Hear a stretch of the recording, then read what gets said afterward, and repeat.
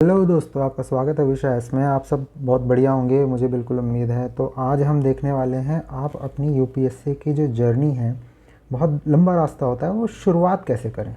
Actually how to begin UPSC preparation. जितना बड़ा काम होता है, जितनी बड़ी एग्ज़ाम होती है, उतना ही ज़्यादा उसमें प्लानिंग की ज़रूरत होती है। स्टेप बाय स्टेप अपनी स्ट्रैटेजी बदलनी होती है, क्योंकि ये आज और कल 1-2 दिन का काम है नहीं। इसके लिए एटलीस्ट 6 महीने की जो हमें टाइमलाइन है उसको मैनेज करना होता है, उसको प्री प्लान करना होता है। तो एटलीस्ट 6 महीने, और अगर हम प्रैक्टिकली देखें तो इसके लिए 1 साल से ज़्यादा ही समय लग जाता है। तो ऑब्वियसली ये थोड़ा सा लेट वीडियो बन रहा है, फिर भी मैं कोशिश करूँगा आपके ज़्यादा से ज़्यादा डाउट क्लियर करने की। अब हाउ टू एक्चुअली बिगिन, अगर हम देखें, अब जो वेरियस स्टेप्स हैं उनके बारे में देखते हैं। तो अगर हम सबसे पहले अगर अपने माइंडसेट में देखें कि यूपीएससी प्रिपरेशन के लिए सबसे ज़्यादा क्या ज़रूरत है, वो है कंटेंट।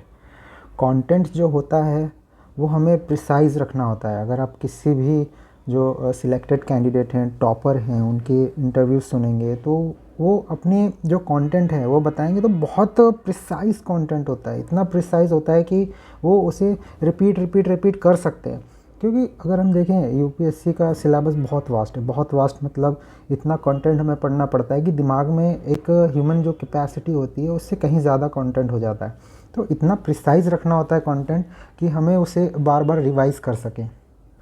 दूसरा है माइंडसेट। माइंडसेट तो हमें बिल्कुल एकदम रिजिड रखना है। माइंडसेट हमारा ऐसा होना चाहिए कि मैं करके ही रहूँगा। बहुत सारे बीच बीच में ऐसे हर्डल्स आते हैं, ऐसे ऐसे ब्रेकिंग पॉइंट्स आते हैं कि लोग बार बार पूछते हैं कि क्या कर रहे हो बेटा, कब जॉब लगेगी, कमाओगे कब। तो ऐसे जो हर्डल्स होते हैं उनको टैकल करने के लिए जो पॉजिटिव माइंडसेट है उसकी बहुत ज़रूरत होती है। हमेशा पॉजिटिव माइंडसेट होना चाहिए। उसके बाद अगर हम देखें तो कंसिस्टेंसी जो है, कंसिस्टेंसी इज़ द की। जो हम यूपीएससी प्रिपरेशन में टाइम टेबल बनाते हैं, टाइम टेबल में कंसिस्टेंसी रखना बहुत ज़रूरी है। बहुत सारे लोग टाइम टेबल तो बना लेते हैं बट उसको फॉलो नहीं कर पाते। कभी इवनिंग का शेड्यूल बिगड़ जाएगा, कभी नाइट का बिगड़ जाएगा, फिर उसे कवर अप करने के लिए बहुत समय लग जाता है। तो कंसिस्टेंसी इज़ वेरी इंपॉर्टेंट। अगर आप इसे बहुत प्रिसाइजली देखें तो minute by minute, hour by hour और दिन के प्लानिंग के हिसाब से हमें कंसिस्टेंट रहना है। और एक इम्पार्शियल एटीट्यूड को भी हम अगर गिन लें, क्योंकि ये भी बहुत ज़रूरी है। अगर हम एक एडमिनिस्ट्रेटिव पर्सपेक्टिव से देखें तो एक एडमिनिस्ट्रेटर को इम्पार्शियल एटीट्यूड रखना है, क्योंकि उसे समाज के हर एक हिस्से को डील करना है, हर एक हिस्से से काम करवाना है, उनका काम करना है। तो उसे एक इम्पार्शियल एटीट्यूड लेके चलना है, और इसे हम अपनी प्रिपरेशन में भी कंटिन्यू करेंगे। क्योंकि एथिक्स जो पेपर 5 होता है यूपीएससी प्रिपरेशन का, उसमें हम अलग अलग केस स्टडीज़ देखते हैं, किस तरीके से अलग अलग सोसाइटी के पार्ट्स हैं, कुछ बैकग्राउंड, बैकवर्ड क्लासेस, अपर बैकवर्ड क्लासेस और लोअर सोसाइटी के अलग अलग सेक्शंस होते हैं। तो अलग अलग सेक्शंस में कुछ शेड्यूल कास्ट होते हैं, ओबीसी होती हैं, ऑप्रेस्ड क्लासेस होती हैं, अलग अलग रिलीजन्स के एटीट्यूड्स होते हैं। तो उन सब के बीच में एक हार्मनी बना के रखने के लिए इम्पार्शियल एटीट्यूड बहुत ज़रूरी है। तो इम्पार्शियल एटीट्यूड हमें अपनी प्रिपरेशन में भी रखना है। कई कई होता है कि हम पोलराइज्ड हो जाते हैं। तो हम आगे देखेंगे जो सोसाइटी के जो एटीट्यूड्स हैं। सोसाइटी में डिफरेंट आइडियोलॉजीज़ होती हैं, जैसे हमारी सोशलिस्ट आइडियोलॉजी है, कम्युनिस्ट आइडियोलॉजी है। तो इस तरीके से हमें एकदम रिजिड नहीं होना है। हमें सारी चीज़ें मिला जुला के, उनके अच्छी चीज़ें लेके और बुरी चीज़ें पीछे छोड़ के अपनी पढ़ाई को कंटिन्यू करनी है। तो चलिए एक एक करके इनके बारे में देखते हैं। कंटेंट, जो कंटेंट वाला पार्ट है, इसके लिए तो एक डिटेल वीडियो बनना चाहिए, फिर भी इसे मैं कवर करने की कोशिश करता हूँ। तो एक जो छोटी सी बात है, जो एनसीईआरटीज़ होती हैं वो तो कॉमन सी बात है, सारे लोग जो प्रेफर करते हैं। हमने एनसीईआरटीज़ को अपनी यूट्यूब की सीरीज़ में भी कवर किया है। आप बहुत प्रिसाइजली उसे अपनी प्रिपरेशन कंटिन्यू कर सकते हैं। इवन आपको ख़रीदने की भी ज़रूरत नहीं पड़ेगी, फिर भी जहाँ तक हो सके हमने कवर किया हुआ है, तो आप देख सकते हैं प्लेलिस्ट में जाके। दूसरा जो है न्यूज़पेपर्स। न्यूज़पेपर अगर हम देखें तो नोट मेकिंग के लिए बहुत ज़रूरी है। हर दिन के न्यूज़ में कुछ ना कुछ ऐसा कंटेंट आ जाता है जो हमारी प्रिपरेशन के लिए बहुत ज़रूरी होता है। इसे भी देखेंगे हम, इसके लिए भी अलग वीडियो बनेगा। Monthly magazine is very important. आप किसी भी एक पब्लिशर को एकदम स्टिक कर लीजिए, उसे पकड़ लीजिए। जैसे विज़न का है, विज़न का बहुत अच्छा होता है। विज़न में टॉपिक वाइज उन्होंने बिल्कुल अच्छा कवर किया हुआ है, बैकग्राउंड डिटेल्स और जो रिलेटेड डिटेल्स है वो भी साइड में बॉक्स बना के वो डाल देते हैं, तो वो विज़न का बहुत अच्छा है। फिर एक IS बाबा करके है, अगर आप इसको कवर कर लेते हैं विद इन टाइम, तो एक सेकंड मैगज़ीन को भी आप कवर करिए, क्योंकि कभी कभी ऐसा होता है कि इसमें कुछ छूट जाता है और ये कवर कर लेता है। जैसे ये IS बाबा का है, तो कुछ कुछ चीज़ें ऑब्वियस सी बात है, मंथ में जितने भी इवेंट्स हुए हैं वो दोनों में कॉमन ही होंगे, बट कुछ चीज़ें इसमें छूट जाती हैं तो इसमें कवर कर ली जाती हैं। इस तरीके से अगर आपके पास समय है तो आप सेकंड मैगज़ीन को उठा के देख सकते हैं, बट ऐसा कोई ज़रूरी नहीं है कि आप दोनों ही कवर कीजिए, आप एक को छोड़ सकते हैं, इसको ही पकड़ के चलिए। Vision is most preferable. एक मंथली मैगज़ीन हमेशा कवर करते रहिए। एक स्टैंडर्ड बुक होती है, सब्जेक्ट वाइज होती है, इसमें इकोनॉमी हो गया, जो मोस्ट आस्क्ड क्वेश्चन होते हैं इकोनॉमी के हो गए। फिर पॉलिटी का हम देखें तो लक्ष्मीकांत बहुत कॉमन है। फिर अगर एनवायरनमेंट का देखें तो शंकर IS हो गया, और भी बहुत सारी बुक्स हैं, वो सब हम अलग अलग वीडियोस में कवर करेंगे, बट ये ओवरऑल जो बिगिनिंग का तरीका है वो मैं समझाने की कोशिश। अगर हम शुरुआत की बात करें, NCERTs की बात करें, तो अगर NCERT पढ़ना है तो आप एकदम से प्रेशराइज़ होके मत पढ़िए, क्योंकि जब मैंने शुरू किया था तो एकदम से मैं शॉपकीपर के पास गया और कह दी कि UPSC के लिए कौन सी बुक्स चाहिए होती है NCERT की, तो मैं एकदम हड़बड़ी में जाके बुक्स ख़रीद ली। आपको बिल्कुल हड़बड़ी में नहीं जाना है, NCERTs को एक एक करके पढ़िए। ऐसा ज़रूरी नहीं कि सारी NCERT ख़रीद के ले आए और सारी ही पढ़नी शुरू कर दी। आप पहले हिस्ट्री की 6 की NCERT उठाइए, बहुत छोटी सी है, बहुत जल्दी कवर हो जाएगी। फिर सेकंड आ गई, फिर आप उसको जैसे ये ख़त्म हो जाए तो 7th उठा लिया। फिर एक सब्जेक्ट छोड़ के आप फिर साइंस में आ गए, साइंस की 6 की NCERT उठा ली। एक एक करके ख़रीदते रहिए, एक एक करके कवर करते रहिए। 6-6, 7-7 दिन में बहुत थॉरोली ये कवर हो जाएगी। और जिस तरीके से आप अपना कंटेंट जो है प्रिपरेशन का वो कवर करते जाएंगे तो आपका जो बोझ है वो कम होता जाएगा। जैसे मान लीजिए पहाड़ है, अगर आपको एक हथौड़ा देके या कुल्हाड़ी देके, छेनी देके खड़ा कर दिया गया है यहाँ पे कि जाओ इसे तोड़ दो, आप देखोगे यार पहाड़ बहुत बड़ा है, यहीं पे आपका कॉन्फिडेंस डोल जाएगा। तो हमें ऐसा नहीं करना है कि पूरा पहाड़ खड़ा कर दिया, न्यूज़पेपर भी देख रहे हैं, मंथली मैगज़ीन, स्टैंडर्ड बुक्स सारी उठा के ले आए, NCERT सारी उठा के ले आए, पहाड़ खड़ा कर दिया अपने सामने और फिर प्रिपरेशन शुरू कर रहे हैं, तो फिर ये बहुत हैवी हो जाएगा। हमें क्या करना है, एक एक करके, पहले एक बार मारा थोड़ा सा पहाड़ तोड़ा, फिर दूसरी बार मारा थोड़ा सा पहाड़ तोड़ा, फिर धीरे धीरे करके आप पूरा पहाड़ तोड़ दोगे। आपने जीतन राम मांझी की कहानी सुनी हो। एक नॉर्मल इंसान के लिए पहाड़ तोड़ के रास्ता बनाना एक इम्पॉसिबल सा टास्क लगता है, बट उसने थोड़ी थोड़ी मेहनत करके छेनी, हथौड़ा, इस तरह की छोटी छोटी चीज़ें इस्तेमाल करके हाथों से पहाड़ को तोड़ के आगे बढ़ गया। इस तरीके का जो जज्बा है, इस तरीके की कुछ कर गुजरने की चाहत है, ये होनी चाहिए UPSC क्लियर करने के लिए। इस तरीके से आप थोड़ा करके अपना जो कंटेंट है धीरे धीरे क्लियर करते रहिए। और अब नेक्स्ट देखते हैं। अब मेरे हिसाब से तो सबसे ज़्यादा इम्पॉर्टेंट चीज़ तो आपका माइंडसेट होता है, क्योंकि माइंडसेट अगर आपका क्लियर है, अगर आपने एकदम ठान रखी है कि मुझे एक ही काम करना है, UPSC क्लियर करनी है, तो आप रिलेटेड एग्ज़ाम तो क्लियरली पास कर ही जाओगे। बट गोल अगर आपने अचीव करना है तो एक तपस्या के जैसे लग जाना है। तो इसके लिए, तपस्या करने के लिए सबसे ज़्यादा इम्पॉर्टेंट क्या होता है, माइंडसेट। अगर आपने देखा होगा हिंदू रिलीजन में, आपने जो ऋषि मुनि हुआ करते थे वो तपस्या किया करते थे वरदान के लिए, भगवानों से मांगते थे अपने मन की इच्छा। तो तपस्या करने के लिए वो क्या करते थे, एक जंगल में जाके एक पत्थर के ऊपर बैठ जाते थे। इस तरीके से, डायग्राम पे ध्यान मत दीजिए, रिप्रेजेंटेटिव डायग्राम है, तो इस तरीके से बैठ गए, फिर ध्यान मग्न हो जाते थे। ध्यान मग्न होना भी अपनी माइंडसेट पे ही डिपेंड करता है। अगर आपका माइंडसेट नेगेटिव है तो आप 1 सेकेंड के लिए भी ध्यान नहीं कर सकते।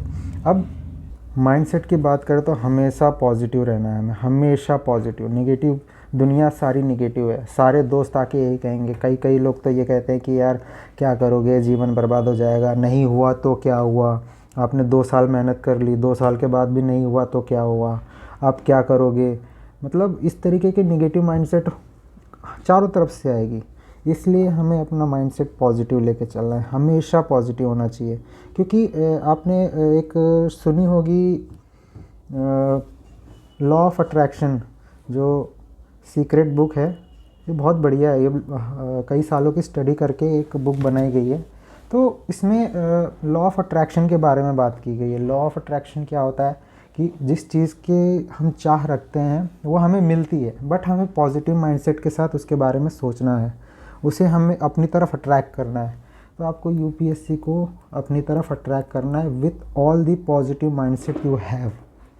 Now next is progressive mindset. Progressive mindset क्या होता है? प्रोग्रेसिव मतलब हमेशा हमें आगे बढ़ते रहना है। ऐसा नहीं है कि हम किसी और से रेस करते रहें। हमें अपने आप को हराना है, हमें कल से बेहतर बनना है। हम कल कैसे थे और आज कैसे हैं, इसमें हमें पॉजिटिव ग्रोथ लानी है। अगर प्रोग्रेसिव रहेंगे हम, कल मैंने एक एनसीईआरटी पढ़ी, आज मैं 2 एनसीईआरटी पढ़ूंगा, तीसरे दिन मैं 3 एनसीईआरटी पढ़ूंगा, फिर चौथे दिन हमें इन तीनों के रिवीजन करने के लिए टाइम मिल जाएगा। इस तरीके की प्रोग्रेसिव माइंडसेट रखनी है। प्रोग्रेसिव माइंडसेट ये होती है कि हम हर चीज़ में पॉजिटिविटी ढूंढें, हर चीज़ में आगे बढ़ने की कोशिश करें। ज़रूरी नहीं है कि हम एक बार प्री हमारा नहीं निकला तो हम एकदम डिमोटिवेट होकर बैठ जाएं कि हमारा प्री ही क्लियर नहीं हो रहा, अगले साल होगा। नेक्स्ट ईयर हमें पूरी तैयारी करके, पूरा ज़ोर भर के इंटरव्यू तक की तैयारी करनी है। ऐसा नहीं है कि हम सिर्फ प्री ही क्लियर करने के लिए बैठे हैं। अब तीसरा है एक्सेप्ट द चेंज। यहाँ एक्सेप्ट की स्पेलिंग गलत लिखी हुई है, कोई बात नहीं। अब एक्सेप्ट द चेंज का क्या मतलब होता है? अगर हमारे एनवायरनमेंट में कुछ चेंज आ रहा है, मान लीजिए कुछ मेहमान आ गए घर में, तो हमें एकदम रिजिड नहीं हो जाना है कि मुझे बिल्कुल यूपीएससी की तैयारी करना है, आप लोग भाग जाइए। ऐसे नहीं होगा, ऐसे बिल्कुल नहीं चलेगा। बिल्कुल हमें चेंज एक्सेप्ट करना है। ऐसी बात नहीं है कि हमारा अगर 4 घंटे का जो शेड्यूल है वो आज पूरा ही हो जाएगा। हमेशा कुछ ना कुछ चीज़ें बीच में आ जाएंगी। तो हमें चेंज को एक्सेप्ट करना है। जो हाईली इन्फ्लुएंशियल पीपल हैं, जो बहुत सक्सेसफुल लोग हैं, वो चेंजेस को बहुत आसानी से एक्सेप्ट कर लेते हैं। तो चेंजेस को एक्सेप्ट करना है हमें। मान लीजिए आज पूरा दिन बर्बाद हो गया, कुछ भी नहीं पढ़ पाए हम, तो हमें नेक्स्ट डे उसे कवर करना है। और ऐसी बात भी नहीं है कि हम बिल्कुल नहीं कर सकते। 4 घंटे आज करना है, अगले दिन 8 घंटे कर लेंगे, बट कवर करना है। और ये चीज़ दोनों कॉन्ट्राडिक्टरी हैं। ऐसी बात नहीं कि दोनों चीज़ें एक साथ हैं तो एक ही तरफ बात कर रही होंगी। एक्सेप्ट द चेंज हमेशा कॉन्ट्राडिक्टरी होगा प्रोग्रेसिवनेस के। ऐसा ज़रूरी भी नहीं है कि हमेशा ही होगा, सोशोलॉजी में हो सकता है, बट हमें चेंजेस को एक्सेप्ट करके चलना है आगे। अब कंसिस्टेंसी के बारे में बात करें तो भाई साहब, कंसिस्टेंसी इज़ वेरी इम्पॉर्टेंट। हमें जब प्रिपरेशन के लिए बैठते हैं तो हमें कंसिस्टेंसी की बहुत ज़रूरत होती है। कभी कभी ऐसा होता है कि बैठ लिए कुर्सी पे, नीचे गर्मी सी लग रही है, फिर उठ के गए, पानी पी के आए, फिर बैठे, फिर हमें 5 मिनट बाद कोई दिक्कत आ गई, फ़ोन में लग गए, गर्लफ्रेंड का फ़ोन आ गया, फिर उससे लग रहे हैं। ये सब चीज़ें एक डिस्ट्रैक्शंस हैं। ऐसा नहीं है कि मैनेज नहीं हो सकती हैं, बिल्कुल मैनेज हो सकती हैं, आप कर सकते हैं। 24 घंटे भगवान ने सबको दिए हैं। इसमें से आप कितना प्रोग्रेसिव रहेंगे, कितना कंसिस्टेंट रहेंगे, अपने मौज मस्ती कितनी करी। ऐसा नहीं है कि हम बिल्कुल मौज मस्ती बंद कर देंगे। मूवीज़ भी देखना ज़रूरी है, दोस्तों के साथ घूमना भी ज़रूरी है, क्योंकि सोशल एनवायरनमेंट हमें अगर नहीं मिलेगा तो हमारा जो दिमाग है वो काम करना बंद कर देता है धीरे धीरे। इसीलिए तो हम कहते हैं कि संडे और सैटरडे की हमें हॉलीडे चाहिए, क्योंकि काम कर कर के हमारा हफ्ते का दिन है, हम फ्रस्ट्रेट से हो जाते हैं। इसीलिए हमें बीच में ब्रेक चाहिए होता है एज अ हॉलीडे। तो कंसिस्टेंसी का मतलब ये है कि आप एटलीस्ट 1 घंटा या 2 घंटा कंटिन्यू बैठने की आदत बनाएं। अगर आप ये 1 घंटा 2 घंटा कंटिन्यूसली नहीं बैठ सकते तो आपका सिलेक्शन मुश्किल है। एक टेक्निक होती है कि मान लीजिए आपने आधा घंटा बैठे और 5 मिनट का ब्रेक ले लिया। ये सबसे अच्छी टेक्निक होती है। एटलीस्ट आपको आधे घंटे का तो कंटिन्यूस प्रिपरेशन का टाइम रखना ही पड़ेगा।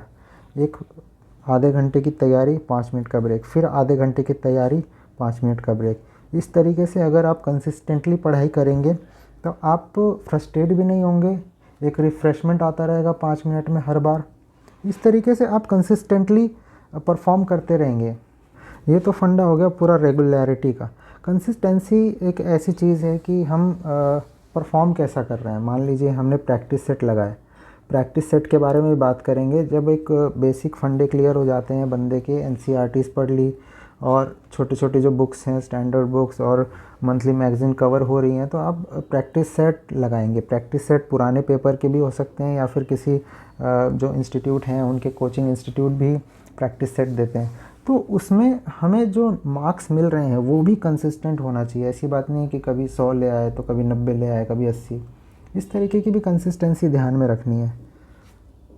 अब अगला देखते हैं, इम्पार्शियल एटीट्यूड। अगर हम आज के समय जो पॉलिटिकल सिनारियो है उसके बारे में बात करें तो लोग पोलराइज्ड हो चुके हैं। एक होती है लेफ़्ट विंग, एक होती है राइट विंग, और बीच में न्यूट्रल आदमी होता है। अगर हम लेफ़्ट विंग की बात करें, वो समाज में परिवर्तन की बात करते हैं, चेंजेस की बात करते हैं कि भाई जो हो रहा है वो समाज में नहीं होना चाहिए। जैसे गुंडागर्दी है और जो भ्रष्टाचार है वो नहीं होना चाहिए, इसको बदलने के लिए सरकार कुछ क्यों नहीं कर रही। और दूसरी तरफ राइट विंग है। राइट विंग वाले सोचते हैं कि जैसा चल रहा है वैसा चलने दो, ऐसी कोई बात नहीं है, जो चल रहा है बहुत बढ़िया है। तो अगर हम देखें इस तरीके के जो पोलराइज्ड माइंडसेट है वो हमारी प्रिपरेशन को बहुत इफ़ेक्ट करते हैं। क्योंकि अगर हम एक पोलराइज्ड माइंडसेट लेके चलेंगे तो हमारी जो प्रिपरेशन है, कोई जो टॉपिक है उसको हम अच्छे से नहीं समझ पाएंगे। इस तरीके से हमें पोलराइज्ड माइंडसेट नहीं लेके चलना है, एक न्यूट्रल माइंडसेट लेके चलना है। अच्छी बुरी दोनों चीज़ें समझनी है। पॉलिटिकल जो हमारा स्टैंड है वो एकदम क्लियर होना चाहिए। क्लियर इन द सेंस एकदम बैलेंस्ड होना चाहिए। हमें पुराने नए अच्छे बुरे सब के बारे में पता होना चाहिए। फिर सोशल जो है, हमें सोशली भी इम्पार्शियल होना चाहिए। अगर सोशली इम्पार्शियल नहीं होंगे तो हम अलग अलग लोगों के बारे में अलग अलग विचारधारा रखेंगे तो वो भी गलत है। अल्टीमेटली हमें लास्ट में एडमिनिस्ट्रेटर ही बनना है। एडमिनिस्ट्रेटर के लिए सबसे ज़रूरी काम है इम्पार्शियल होना, तभी जाके वो अच्छा काम कर सकता है। तो इम्पार्शियल एटीट्यूड हमें थ्रू आउट और अपनी जर्नी में मेंटेन करना है। और सबसे ज़रूरी जो हम अगर देखें तो ह्यूमैनिटेरियन इम्पार्शियलिटी बहुत ज़रूरी है। जो कहते हैं कि एक अधिकारी के पास अगर बड़ा नेता आएगा, बहुत बड़ा नेता, तो वो उसे अंदर बिठा के, कुर्सी में बिठा के पानी पिलाता है, बहुत बढ़िया, अच्छा सर, हाँ सर, ठीक से। एक गरीब सा कोई आदमी आएगा अपना काम लेके तो उसे घंटों बाहर इंतज़ार करना होता है। तो इस तरीके के जो एडमिनिस्ट्रेटर होते हैं वो थोड़े से, हम आज भी देखते हैं कि उनका कोई मतलब नहीं है सीट पे बैठने का, वो काम नहीं करते हैं सोसाइटी में। तो ह्यूमैनिटेरियन एटीट्यूड बहुत ज़रूरी है। इंसानियत जिसे कहते हैं, इंसानियत अगर आपके अंदर है तो आप बहुत अच्छे एडमिनिस्ट्रेटर बन सकते हैं। तो भाइयों, यहाँ मैंने थोड़ी कोशिश की है अपनी नॉलेज शेयर करने की। अगर आपको थोड़ी सी भी ये जानकारी महत्वपूर्ण लगे, अगर अपने प्रिपरेशन में मेहनत काम आ रही है, तो कृपया इसे लाइक और सब्सक्राइब करें वीडियो को। क्योंकि मैंने अभी अभी चैनल शुरू किया है तो हमें एज अ फ्यूल लाइक और सब्सक्राइब्स चाहिए होते हैं। अगर हमें लाइक और सब्सक्राइब नहीं मिले तो हमारी गाड़ी बंद हो जाएगी। इस तरीके से सब्सक्राइब कीजिए, लाइक कीजिए और हमें ऐसे ही मोटिवेट करते रहिए। हम आगे भी वीडियो बनाते रहेंगे और थ्रू आउट हम जो 2020 का यूपीएससी की जर्नी है क्लियर करने के लिए आपके साथ रहेंगे। चलिए, धन्यवाद।